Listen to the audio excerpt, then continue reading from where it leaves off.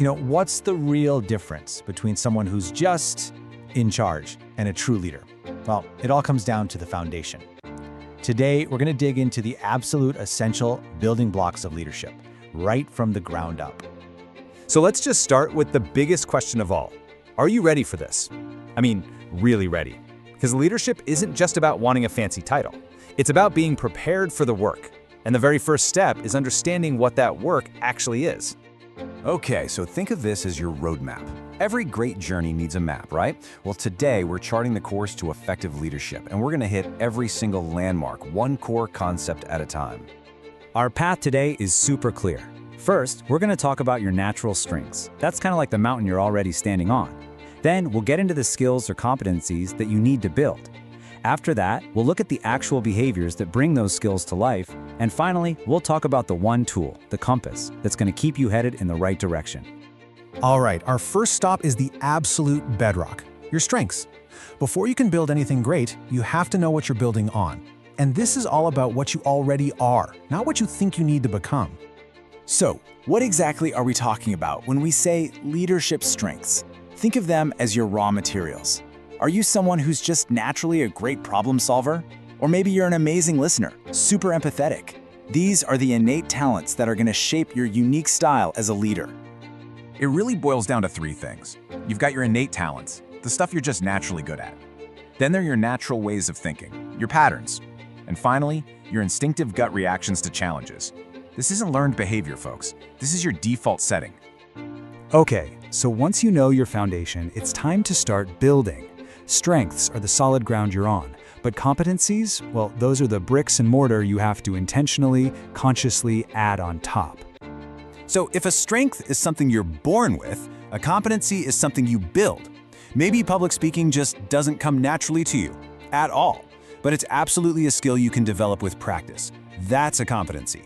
And this distinction, it is absolutely critical.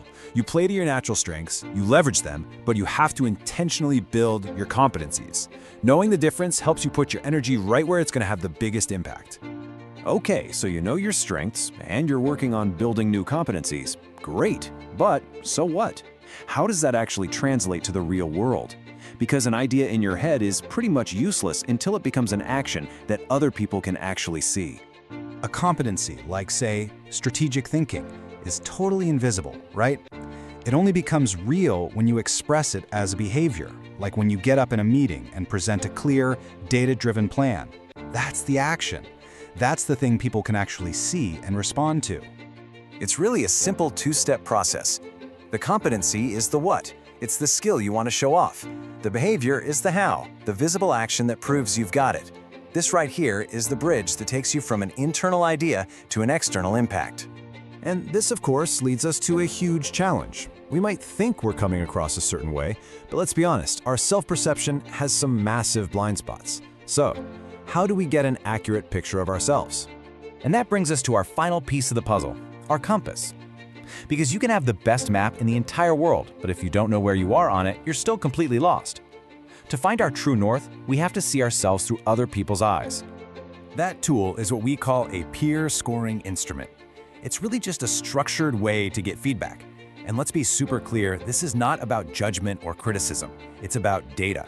It gives you an objective, outside perspective on those leadership behaviors we were just talking about. It really is that simple. This tool is your compass. It shows you exactly where you are on your leadership map, which then lets you plot a much more effective course to get where you want to go. And here is the absolute core of it all. You see your intentions. Your team sees your impact. You know what you're thinking inside your own head, but they only know what you do. Peer feedback is the only way to close that massive gap between your intent and your actual impact. So let's just put it all together. You start with your innate strengths. You build on top of them with learned competencies. You show them to the world through measurable behaviors. And you fine-tune everything with your compass, peer feedback. That right there is the entire framework for leadership growth. And so we're back where we started, but now you have the map. The question isn't just what's your first step. The real question is, which of these areas, your strengths, your competencies, or your behaviors, are you maybe a little afraid to look at? Because that's probably exactly where your journey needs to begin.